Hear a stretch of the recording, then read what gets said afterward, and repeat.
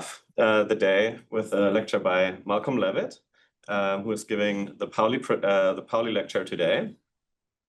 And he will be telling us about the Pauli principle in NMR and other spectroscopies. And I'm really excited to hear about all the various topics that he has chosen. Malcolm Levitt, of course, is very well known to the field. He has won many, many prizes, including the Günther Laukin Prize in 2008, the Russell Varian Prize in 2015, and also the Davy Medal of the Royal Society in 2021. So thank you so much for making this time, Malcolm, and sharing some of your insights with us. So let's kick it off. If you will share your screen and start your talk. Thank you.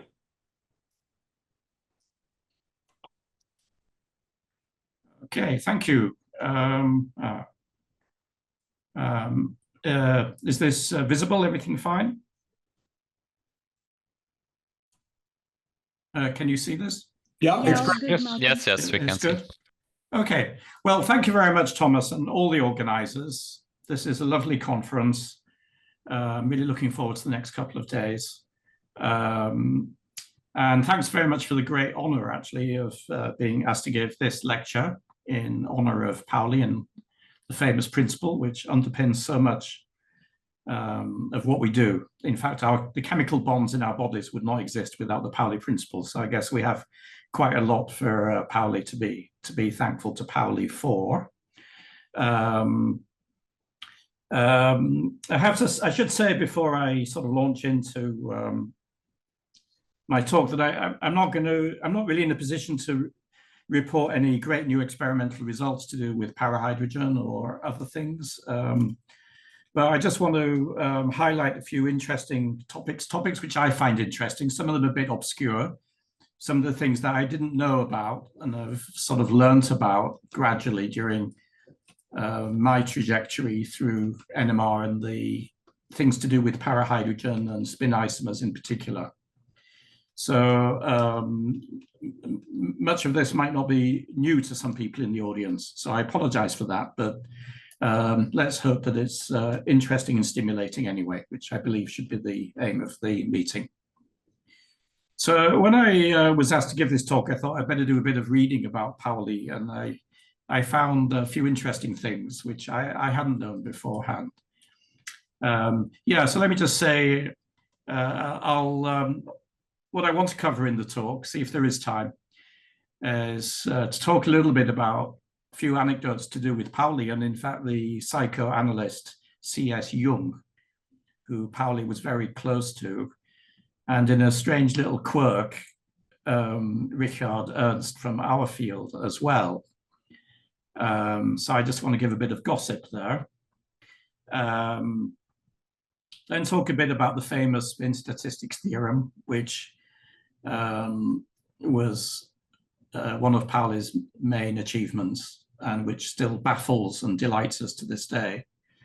I want to touch on briefly a theoretical topic that was unfamiliar to me. I'd vaguely heard about this, but I didn't really understand what it was about until quite recently, and it has actually a rather deep connection with spin isomers and so on. So I want to try and explain as best as I can what that's about, Schur-Weyl duality.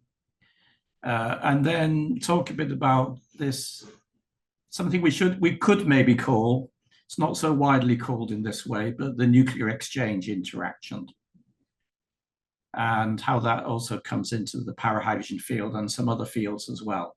We'll see how far I get in that respect. And then talk about a few different spin isomer phenomena, of course, hydrogen. Some of the work, if there is time, that our group and many collaborators do on endofullerenes, which display some interesting spin isomer phenomena. And I probably won't get time, but there's some work not done in our group actually, but in particular in the lab of Pavel Chapovsky in Novosibirsk, which I find absolutely delightful work, and it's not so, maybe not so widely known as perhaps it should be, at least to me. And I wanted to talk to you about that, see if it stimulates some ideas. So let's see how far we get.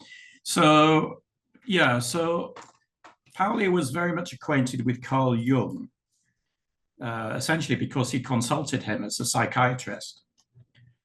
And then they developed a close collaboration, actually. Now, Carl Jung, for those of, was a very famous psychotherapist and psychologist who, amongst other things, invented the terms extrovert and introvert, which are very familiar to us today. He was also very interested in mythology and religion and its role in human psychology. Now, it turned out there's a connection to Richard Ernst, who, of course, is the one of the main developers of our field of magnetic resonance. And I learned about this when I was reading quite recently. Ernst actually wrote a biography, which is in German, but I have a copy.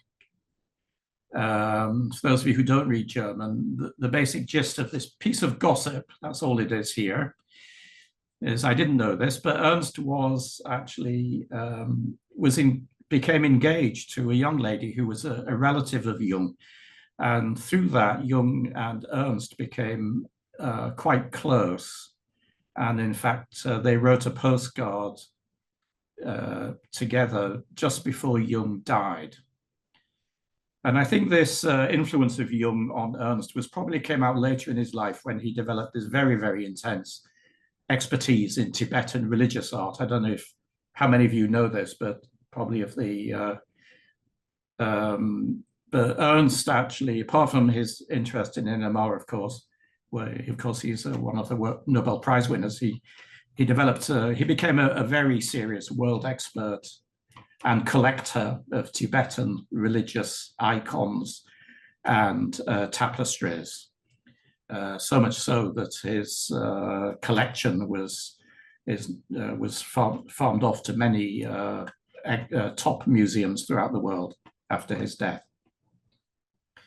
So there is this strange connection actually through Pauli, through Jung, between Pauli and Ernst.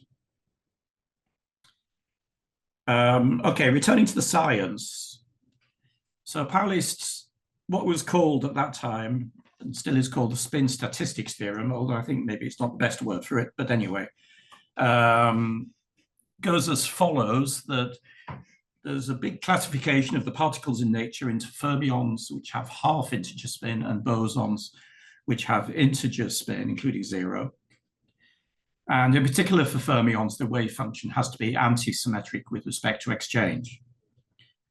Now, when I first learned about this, I did sort of wonder, well, where does this come from? And well, the fact is I'm still wondering. There are various proofs of this. I've attempted to read them and essentially was just left completely baffled. It's just way over my head. But I'm not completely alone. Even Feynman actually gave up on trying to produce some type of comprehensible explanation of it, which didn't require very advanced mathematical physics. So we simply have this theorem, as far as at least I'm concerned. I don't understand it, where it comes from, but of course we all know how to use it, and it's enormously consequential for science. So leading to the spin isomers of hydrogen, of course, but also the fact the spin pairing, the quantum basis of the periodic table of chemical bonding, and so many other things. Basically, quantum mechanics would have got nowhere in explaining chemistry without this theorem. So its importance cannot be overestimated. The theorem is basically, if you just try and write it out in a simple way, is that the quantum state of a pair of particles, 1 and 2, if one writes it as the individual states of the two particles, a state for particle 1 and a state for particle 2, you have to construct an anti-symmetric superposition of these two states. The 1, 2 in the brackets here, this means an exchange operator of exchanging particle 1 and 2. So it has to be antisymmetric, it has to change sign, and that's why you need this negative sign here, if the particles are fermions, which of course electrons are, and which protons are, which is relevant, of course, to the hydrogen molecule. While for bosons, then the superposition has to be symmetric. Now, in the context of spin isomers, we add to this theorem another assumption, which is often not so clearly stated, I would say, which is the quantum state of a system of two particles, like in a hydrogen molecule, can be written as the product of a space state and a spin state. So we have a spatial part of the wave function, which depends on the coordinates of the two particles, the two protons, if for a hydrogen molecule, and a spin state, which depends on the spin state of the two protons, if we're talking about hydrogen. Now, it's not obvious that the total quantum state can always be written in that way as can be factorized as space times spin. And there are exceptions, actually, which maybe I'll touch on a bit later. I think those exceptions are, potentially very interesting for us. But the way hydrogen spin isomerism of hydrogen is usually discussed is to make this assumption, even if it's not directly stated in most cases. But then if we do assume this factorization, then we have basically two different possibilities where the space part, which I'm calling psi here, is Gerada, meaning retains sign upon permutation, while the spin part, called here phi, is ungerada, changes sign. And then the whole thing will be ungerada, so we'll make Mr. Pauli happy. Or we can do it the other way around, where we use an ungerada spatial state and the gerada spin state. And I think in this audience, most of you will know that this leads to the spin isomers of hydrogen.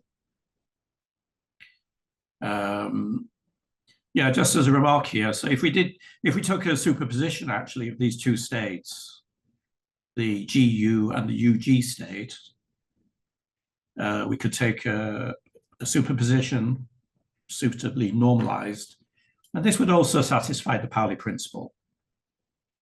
That this superposition actually could not be factorized into just a space state times a spin state. And actually, in some circumstances, this would be the eigenstate of the system. So a topic which I'm hoping I might be able to return to briefly towards the end of my talk. Yeah, so it was Heisenberg, apparently, who predicted the spin isomers of hydrogen, and this was cited in his Nobel Prize. Although I'm actually not familiar with precisely the paper in which when he actually did propose this, something I haven't managed to dig out yet.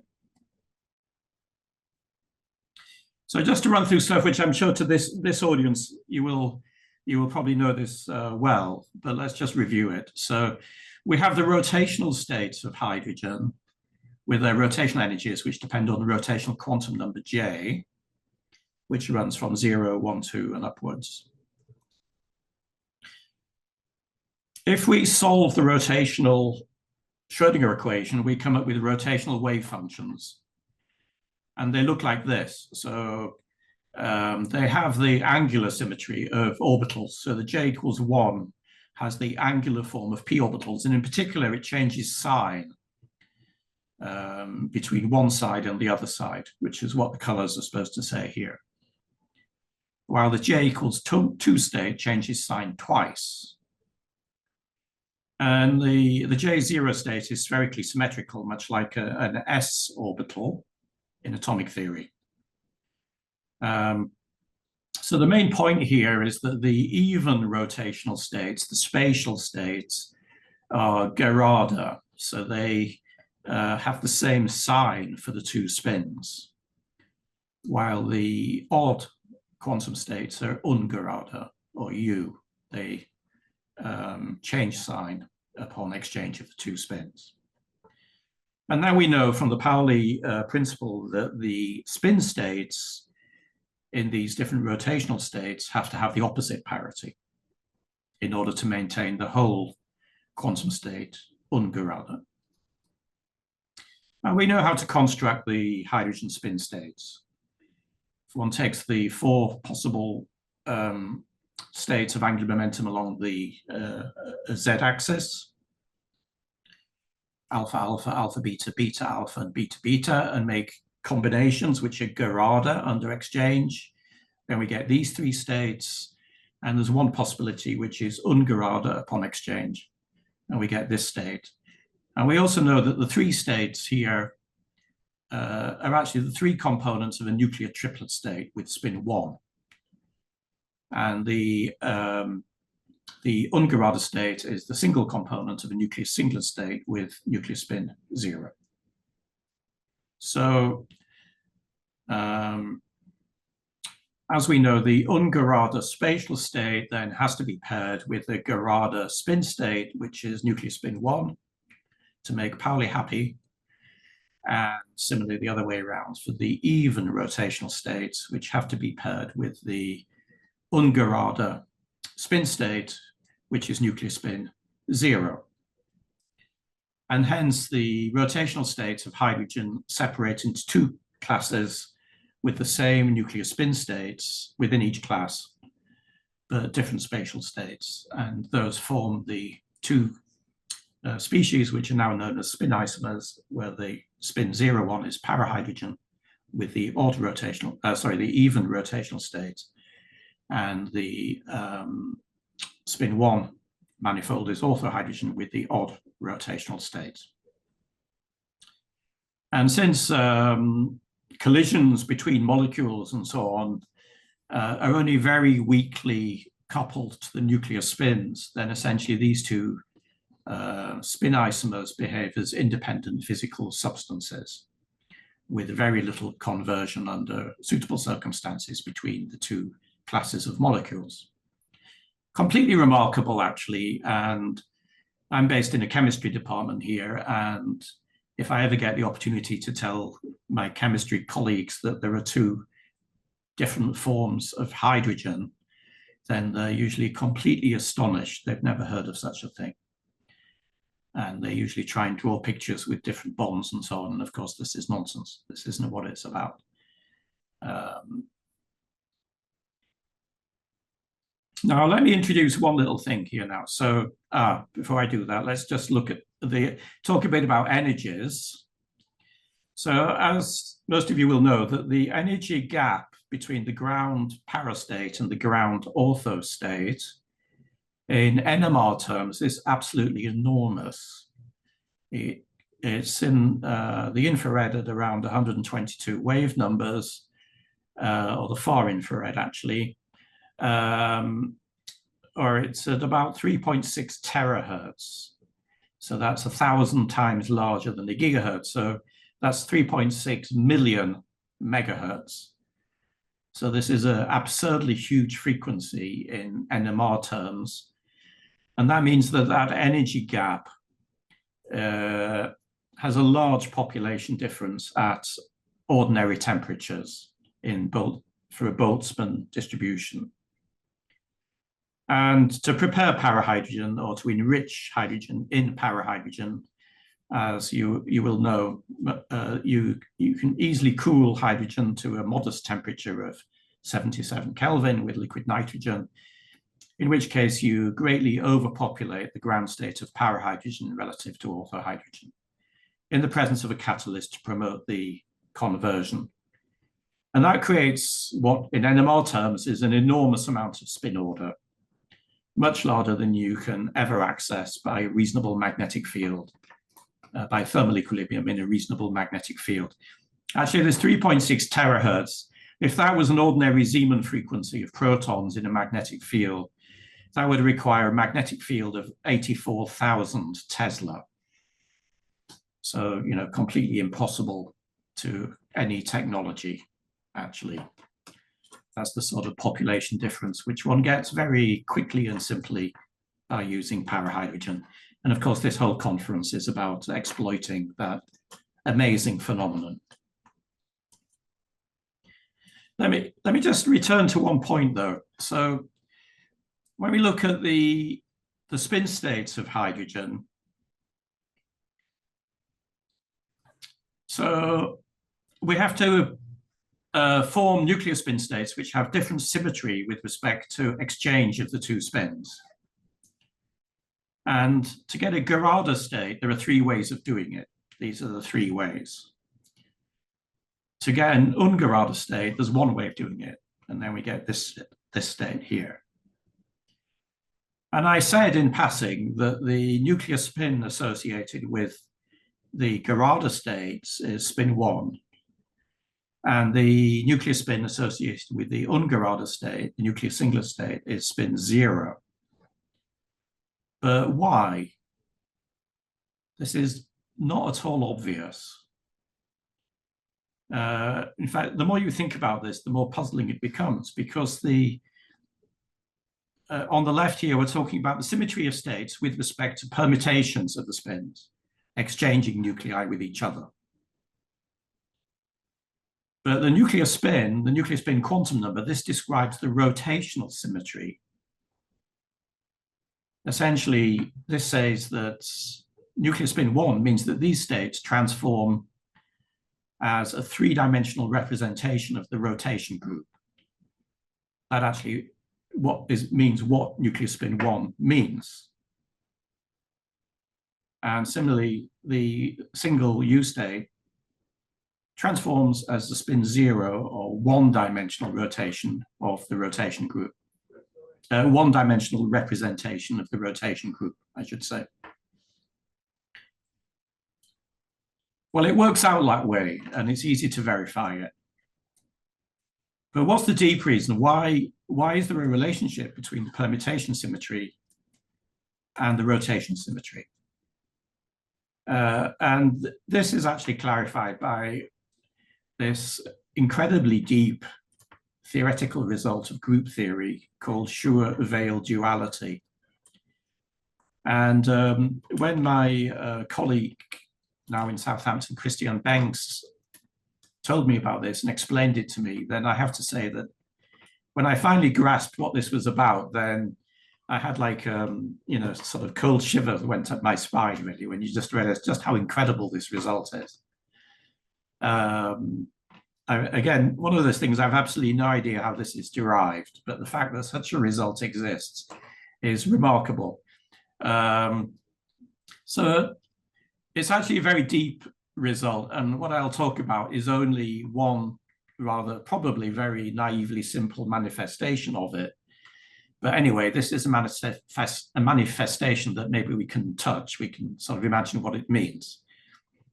So we have two completely different symmetry groups, one involving permutations. So if we have n identical particles, there's a group, where a group has a strict definition in group theory, which I don't think you need to go into now, but the mathematicians define that in a very special way. It's not just a word, it's a particular set of properties of a set of objects which form a group. And all the possible permutations of n particles form a group, which has the designation S subscript n, the symmetric group of n particles. Then we have a completely different group, which appears to have nothing whatsoever to do with that, which is the group of all possible rotations in three-dimensional space, which in group language is called SO3, the special orthogonal group in 3 dimensions. Okay, two groups. There's a finite group, all the permutations of n particles, and an infinite group with an infinite number of elements, all possible 3D rotations. There's no end to them. There's an infinite number. But these guys, Schur and Weil, managed to figure out a remarkable relationship.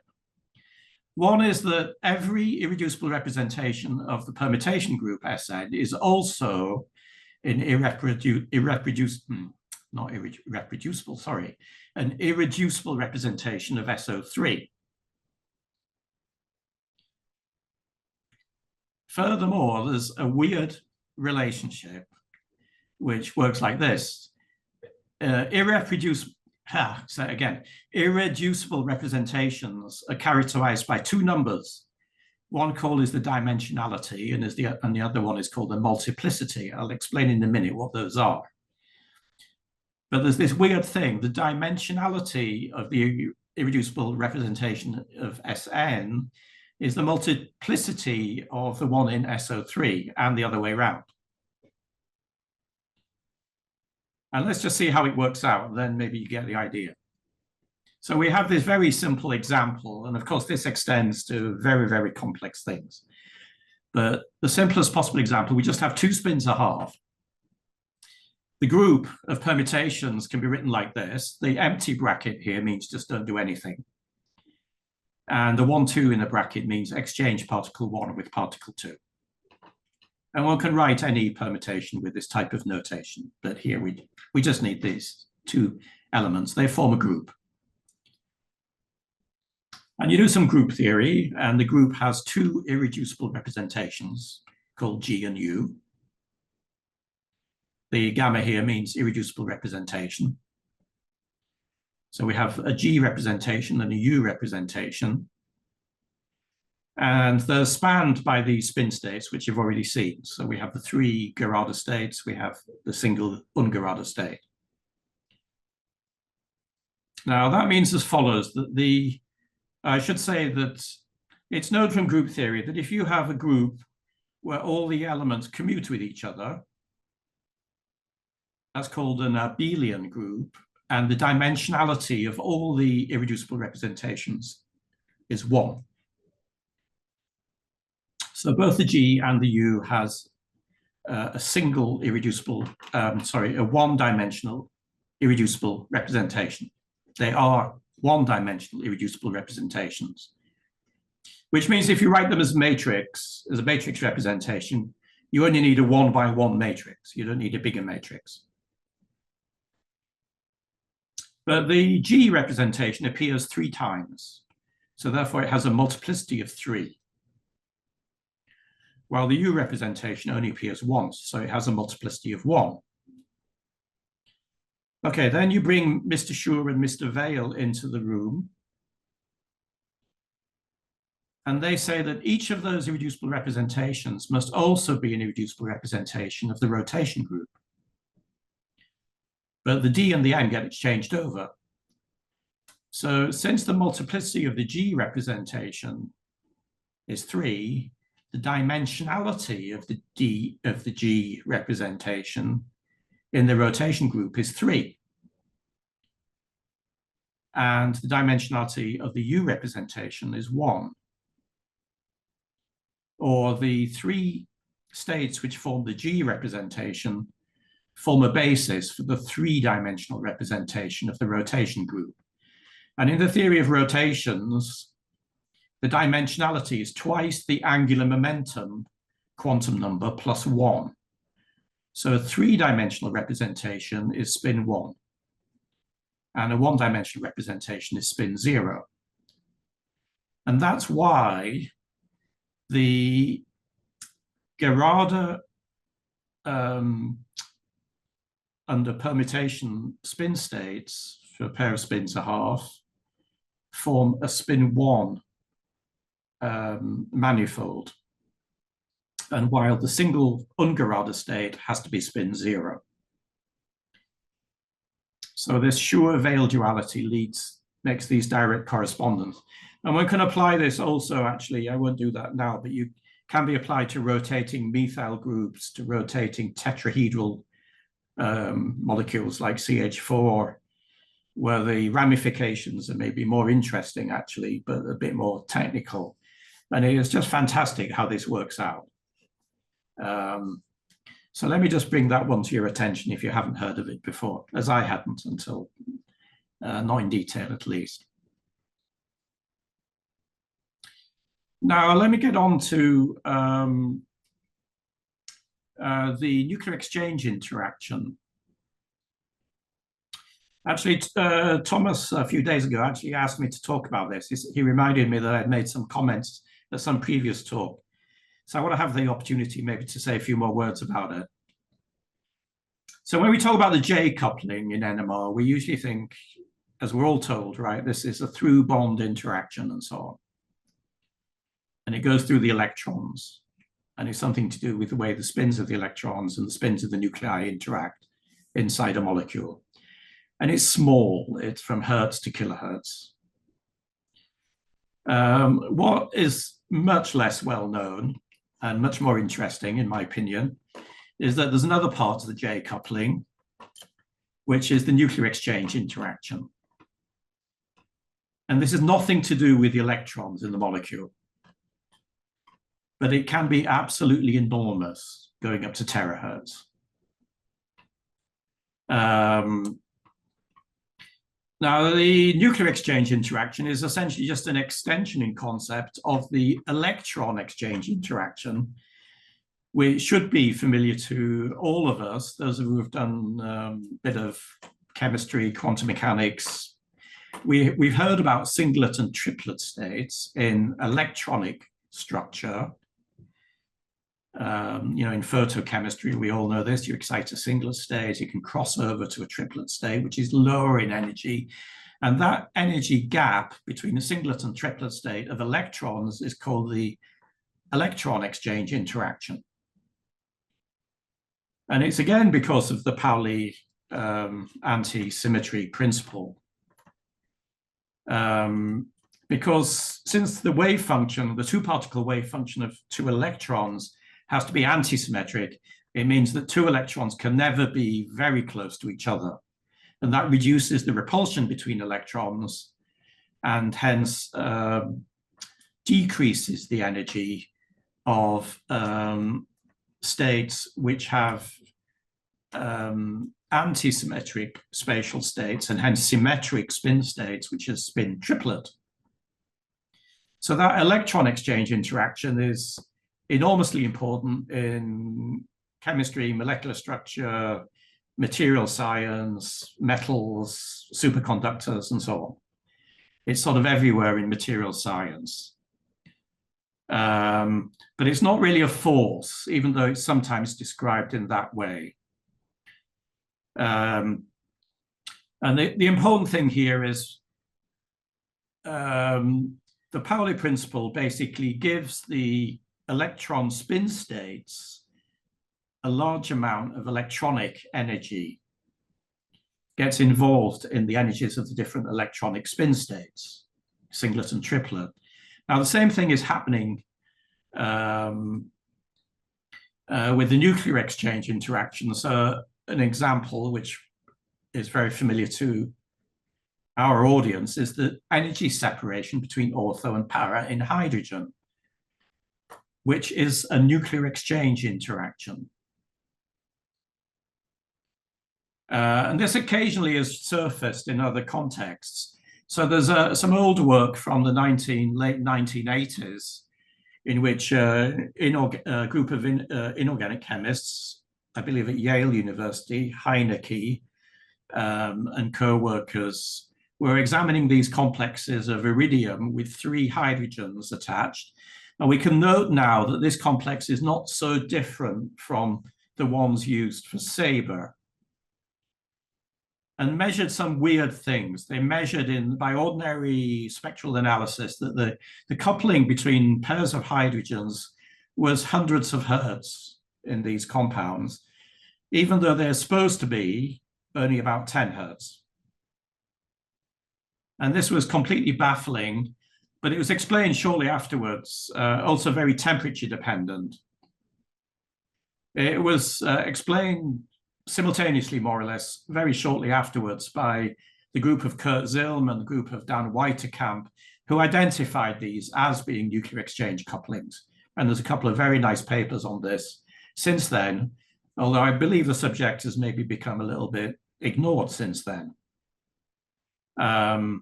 So these are proton exchange interactions.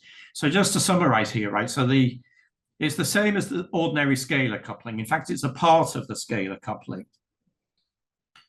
You only get it between identical spins. And to get it, you need this low barrier mode of physical exchange between the two nuclei, or more nuclei if there's groups of 3, for example.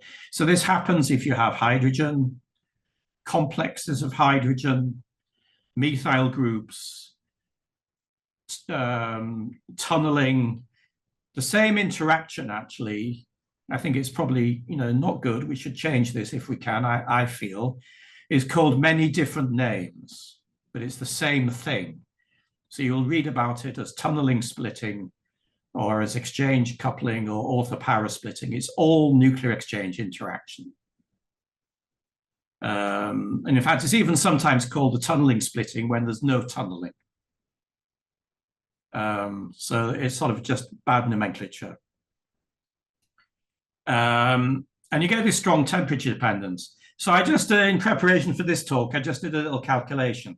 I think my time is almost up, but let me just at least show you this calculation because it may be intriguing. So as I said, it can be enormous. So we've already seen that in hydrogen, the nuclear exchange interaction gets up into the terahertz. So yeah, just to rub it in, the J coupling in HD, which doesn't have a nuclear exchange interaction, is 43 hertz. In HF, which doesn't have an exchange interaction, it's 506 hertz.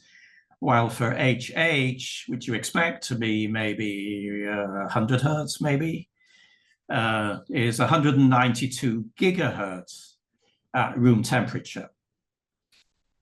So how do we work that out? Okay, so let's do a few little calculations. If we take H2 and we calculate what's the ratio of ortho and para, so I think you've all seen this type of calculation as a function of temperature. And you basically take all the rotational quantum states, you take into account the degeneracies, you do a Boltzmann distribution, and you sum them up over the 2 spin isomers. And you get a curve which looks like this. So once you start going below 100 Kelvin, then you start to seriously enrich the, whoops, I got it wrong, it's labeled the wrong way around, I'm sorry. This one should, of course, be parahydrogen, and the other one should be orthohydrogen. Oh, no, sorry, I didn't get it wrong way around. I can't read my own plot. Excuse me, change again. So yeah, this is parahydrogen. So at low temperature, in thermal equilibrium, you get all para and no ortho. As you higher temperatures, then you get para to ortho conversion.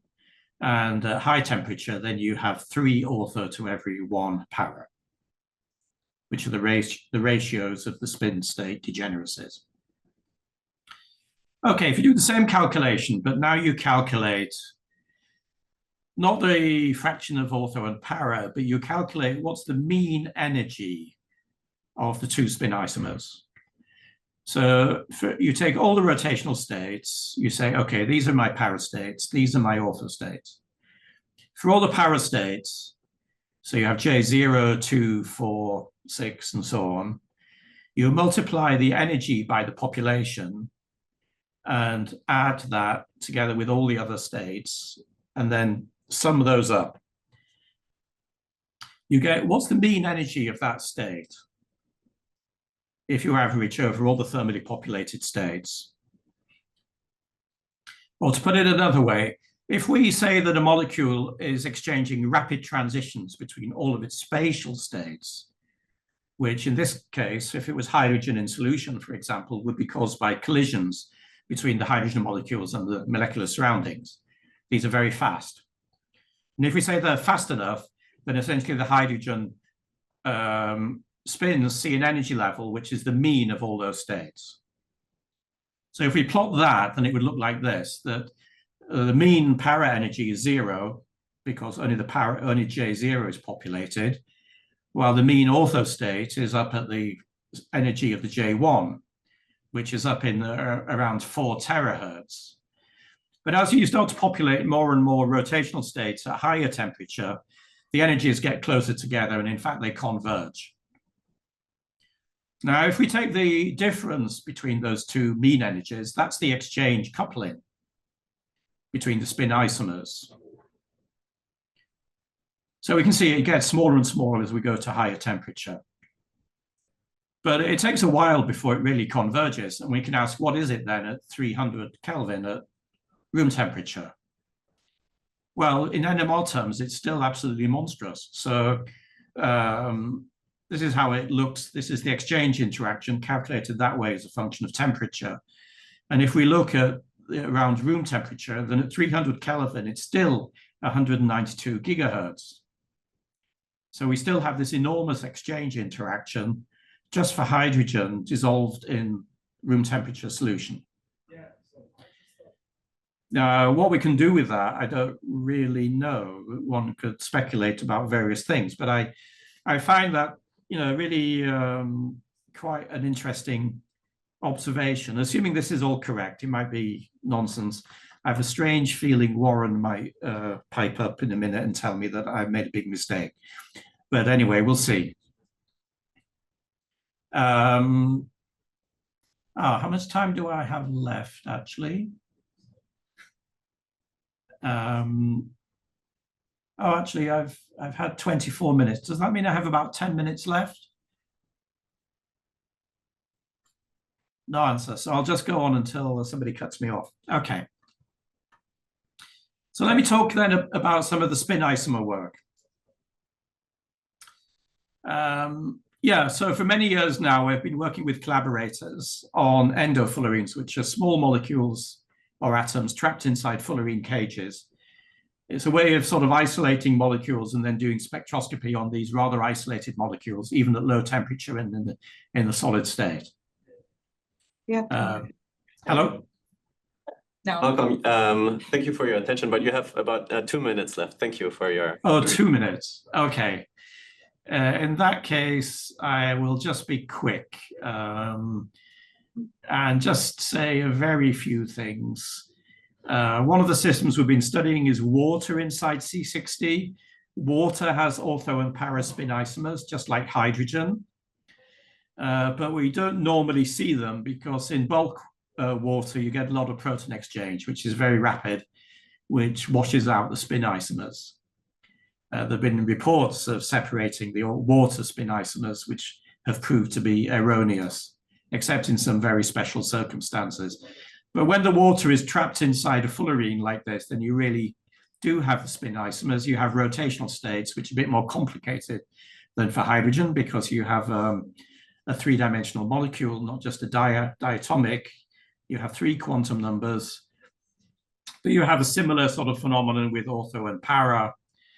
And you can do NMR experiments like this one here, where you track the conversion at low temperature, 5 Kelvin, of ortho water to para water. You see that in the NMR signal gradually declining because ortho water gives you an NMR signal being spin 1, but para water doesn't, being spin 0. So if you cool water in this special circumstance to 5 Kelvin, you start up with a lot of ortho water, but it gradually, over many hours, converts to para water. And you can track that in the NMR signal. If you raise the temperature 32 Kelvin, it converts back again to some extent. That was an experiment we did over 10 years ago, actually, but I'm still fond of it. Last minute, there are other spectroscopies, and one of the exciting things, or things I find very interesting and stimulating, is to work with other types of spectroscopies than magnetic resonance. And there are lots of synergies and interesting things. Sometimes you can see things in, for example, inelastic neutron scattering, which you can't see in magnetic resonance. So, for example, inelastic neutron scattering lets you measure the energy difference between spin isomers, which you can't see in the NMR. So this is an example of water inelastic neutron scattering. And for those of you unfamiliar with this, what this amounts to is you basically place the sample in a neutron beam, a beam of neutrons with well-defined energy, and then you allow the neutrons to scatter over the substance, scatter off the substance, and some of them pick up energy because they pick up energy from a transition, a downwards energy transition in the molecule, gives its energy to neutrons. And here the neutrons, the peak here means the neutrons have picked up energy with around 2.5 millielectron volts. While on the other side, you have neutron energy loss, where the neutrons have given energy to the molecules, which then make an opposite transition, going up in energy. And these are data from water in C60 done in Grenoble. And you see these various peaks which correspond, let you to read out in a very direct way the energy spectrum of a molecule or something. In fact, the peaks here are, this peak is associated with para to ortho conversion by the neutrons, while the other one is ortho to para conversion. And this one is particularly interesting actually because at this very low temperature of 1.6 Kelvin, if the sample was in thermal equilibrium, you would have no ortho. The ortho would have all converted to para at that very low temperature. The fact you have a peak here is because when the sample was cooled down, the ortho water didn't completely convert to para water. Some of it was left in a metastable ortho water state. And then you're picking that up as it converts to para water by the neutrons. And if you leave the sample there for some time, you see that this peak goes down while this peak goes up. So the second traces here are after some hours. So you can see that you track also the ortho-para conversion, in this case of water, inside the neutron beam. And there are many sort of interesting correspondences between neutron science and NMR here. I think we're out of time now. So okay. Very much Thank you. Your time, and let's give you a round of applause.